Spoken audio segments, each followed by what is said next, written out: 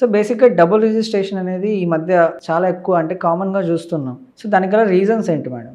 అసలు double registration అంటే ఏంటో చెప్తా. చాలా మంది డబుల్ రిజిస్ట్రేషన్ అంటే ఏంటో తెలియదు. ఫస్ట్ ఏంటంటే ఆల్రెడీ ప్రాపర్టీ చూసినాం, కొనుక్కున్నాం, కొన్న తర్వాత రిజిస్ట్రేషన్ ఆబ్వియస్లీ చేయించుకుంటాం. రిజిస్ట్రేషన్ చేయించుకుంటే అది మన పేరు మీద మారుతుంది రికార్డ్స్లో.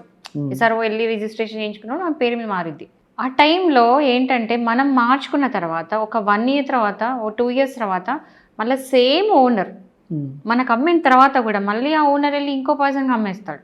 మళ్ళీ రిజిస్ట్రేషన్ జరుగుతుంది SRO ఆఫీస్లో. సో ఈ ఫస్ట్ రిజిస్ట్రేషన్ మళ్ళీ సెకండ్ రిజిస్ట్రేషన్, డబుల్ రిజిస్ట్రేషన్స్ అయితే కొన్నిసార్లు కొన్ని కేసెస్లో 3, 4, ఈవెన్ ఒక కేసులో 8 రిజిస్ట్రేషన్స్ కూడా అయినాయి ఒక ప్రాపర్టీ మీద. రీసెంట్గా నా దగ్గరకు వచ్చిన క్లయింట్ చూసా 8 రిజిస్ట్రేషన్స్ అయినాయి. అంటే డిఫరెంట్ పర్సన్స్, సేమ్ ఓనర్ 8 మందికి మంచిగా అమ్ముకుంటూ వెళ్ళిపోయిండు గమ్మున.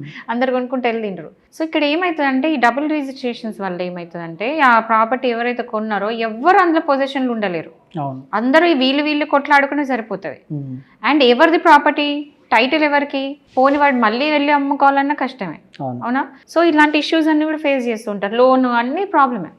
సో ఈ డబుల్ రిజిస్ట్రేషన్ ఎందుకు జరుగుతుంది అంటే మెయిన్లీ ఏంటంటే ఇప్పుడు పెరుగుతున్న ల్యాండ్ వాల్యూ వల్ల.